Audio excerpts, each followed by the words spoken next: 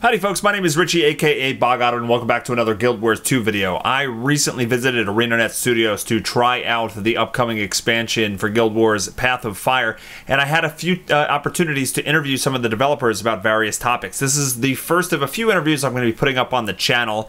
This one is all about elite specializations. I got to speak with Robert G, Irenio Calmon-Huang, and Karl McLain, and we had a very limited window in order to ask questions. So I literally went to them, I said, listen, go through each of the elite specs in order and just tell me, what were you thinking when you designed it? What niche were you trying to fill with that particular class? What kind of opportunities were you trying to give players regarding a new play style for this profession? And that's all they did. So we're going to run down the list here, and I hope you enjoy the video. No problem. We're recording. We're just going over each of the specializations and talking about kind of the motives. High level, like what kind of role do you see the new elite spec for this class to be in, and what was the design goal? We're trying to hit all 10. Absolutely. And we have 10 minutes. The Elementalist is designed as when it's wielding its sword and it's in its true form as a melee bruiser that tracks its targets down and just looks to eliminate them, that sort of thing. Okay. You know, we were looking for it to be survivable in a way, and to be able to deal enough damage to make enemies afraid of it. Okay. And so and sword is the new weapon. Sword is its new weapon. They have dual attacks, and they're combining their attunements in each hand and wielding both of those attunements in a deadly manner. I think one of the major goals to giving him sword was to make him a melee character. Yes. Okay. Because Elementalist, I don't think I've ever had a really true melee build yet. Like Dagger's close range, but it's not truly melee in the way that sword is. So let's go for Hollowsmith. Okay, let's talk about Engineer next. Okay. So the Engineer Hollowsmith, I think what we kind of wanted to go for in that regard was we wanted just to have like an interesting high power character. Engineers are kind of known for their durability, and so this was kind of an exploration of a more glass cannon-y archetype. Okay. He has a lot of power packed into his hollow form, but at the same time, it has a lot of dangerous drawbacks, and you can very easily kill yourself if you're not paying attention. But at the same time, the damage that this guy can output is really high as long as he's in that form, and as long as he can maintain it. I think another goal with the Hollowsmith in particular was to try and design a specialization that was very encapsulated. He's very focused around his core mechanic. A lot of the other specializations are based around, have a lot of general traits, whereas the Hollowsmith has only traits based around his mechanic. And that kind of very tightly focuses his play style and the gameplay around that mechanic. And so on some level he's a bit of an exploration of that type of gameplay space. Playing with fire. Yeah. Or heat, rather. Yeah, he's definitely really fun, because I think we realized it was fun when Karl just tried to build an AED build with him. Make yourself explode build. That purposely tried to lower his own health to trigger AED. I'm like, this guy's gonna be great. So Spellbreakers? Spellbreakers. Okay, so with the Spellbreaker, we wanted to kind of explore other avenues that the warrior other types of utilities the warrior could have. He has a utility called Destruction of the Empowered, which deals more damage to foes with boons. And so part of this was kind of an exploration of, hey, could we have a warrior that just removed boons? Could we have a warrior that played like kind of a more disruption role? You know, he just kind of gets in your back line and just messes up all your casters, kind of thing.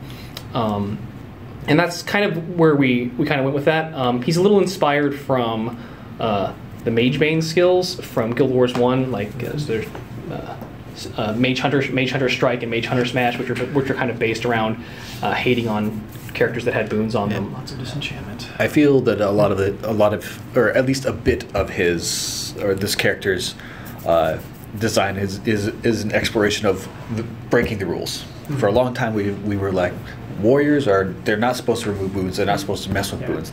Warriors can't work with magic was the large scale conceit. Yeah. They're physical, brawny guys. They don't get magic particularly well. This is kind of the opposite of that. Yeah. Okay. Next on the list? Next one, Firebrands. Okay. Firebrand.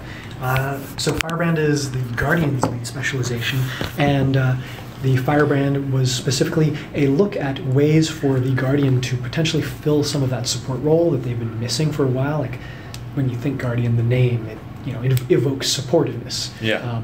But they haven't been able to do that super well to this point. We've given them tomes as their profession skill, and that kind of lets them go into particularly defensive modes with 2 of those 3 tomes.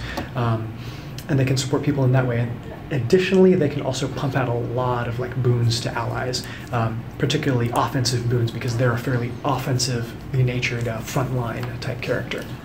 The Renegade. Okay. There we go. The Renegade is the Revenant's elite specialization. This was a legend that I really adore. Kala Scorchraiser, don't know. Basically, she was this absolutely badass face-wrecking female Char who took down one of the most hated groups of Char, the Flame Legion, by unifying all 3 of the other legions against them. Okay. And secretly training women to fight, then bringing them out in the final battle, crushing them. So what she does is she utilizes a shortbow, and she busts out from the mists using ambush-style empowerment of her allies. She was a commander, and so this comes across in the way that she can literally summon members of her warband onto the battlefield to buff up, to improve the strikes and offensive capabilities of her allies. What kind of role does the Renegade play, in gameplay style? Incredibly offensive glass cannon who supports her allies through bringing more allies onto the field. Okay. Deadeye, I think, we really wanted to explore the idea of ranged thief. Thief has typically not had enough range. I think short bow's only 900, right? So yeah. We wanted to give thieves a chance to really explore that fantasy of being at long range and taking out targets. And there was, and I think it was really fun to explore that because it was challenging to find a way to have ranged combat that wasn't that was engaging for both parties, both the attacker and the defender. And the Deadeye didn't step on the toes of what other long-range professionals would do. So we kind of got around that by using a mark mechanic where he can call out single targets and gain bonus damage against only that single target. So he's very strong against single targets, and you can actually. And there have been a few concerns that he's not very good against large groups, and I think he's a little weaker in those situations. In those situations, you really want to use short bow because it's a very stronger AOE. Yeah. But he is also very good at bouncing between weak targets, like taking out weak targets one after the other. He gets a lot of momentum there. But I think that was just in this situation. It was a case of we wanted to fill a niche of a gameplay style that thieves didn't have access to. So that was kind of our that we've been thinking about. Yeah, we've been thinking about that for a while, and I think a lot of thieves out there have really wanted to play in that style, but they just couldn't. Sniper, camper kind of guy. Yeah, I was playing around with that a little bit. This was cool. Yeah, this was one of those an example of a specialization where we knew the weapon, or at least we knew the direction we wanted to go. We knew a lot of the core themes and the direction we wanted to go. It didn't. This guy actually developed a really fairly straightforward. We didn't do too many detours with him. Yeah. Awesome. Mm-hmm. Is it Soul Beast? Is that what it is? Soul Beast. That is the Ranger's elite specialization. And usually you think of a Ranger as being a pretty, ranged type of guy, or gal, or person. And instead, this is now a very up-close and personal type of combatant. The high-level conceit and lore is basically you merge with your pet ally. You gain some of their strength, some of their speed, some of whatever they're good at. So if you merge with a bear, you get more beefy, more tanky. You're able to take more of a beating. You merge with a cat, you get more offensive, more deadly.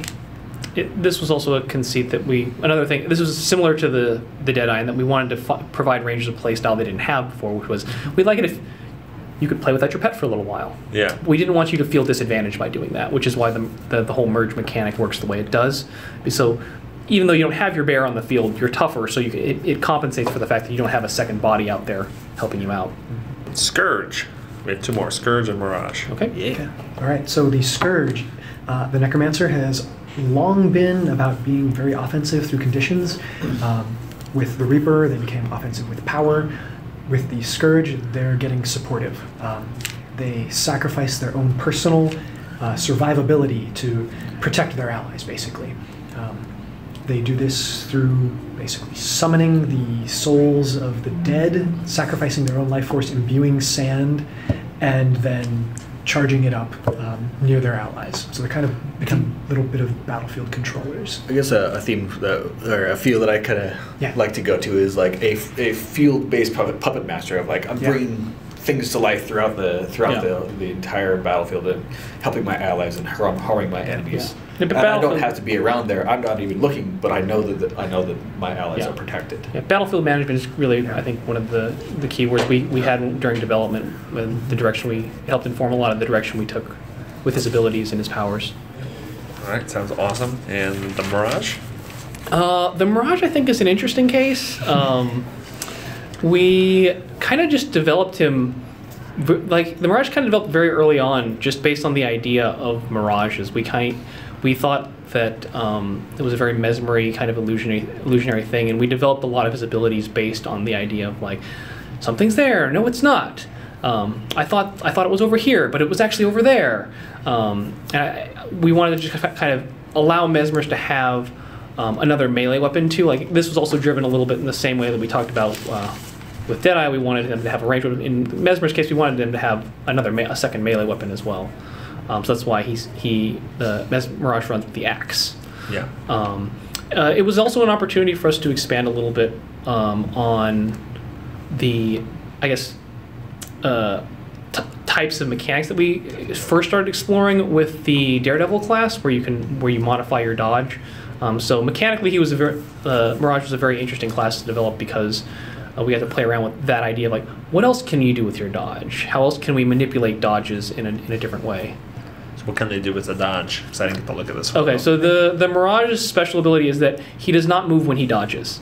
Pressing the dodge button does not move you in any given direction. It blurs you. It doesn't stop your current. Yeah, it also does not interrupt skill. you. So you can cast spells while dodging. You can dodge while you're incapacitated. If you're stunned, you can still dodge. Yeah, super high level. They become amazing multitaskers. Wow. They can be defensive and offensive at the same time. He also gets a little more control over his illusions.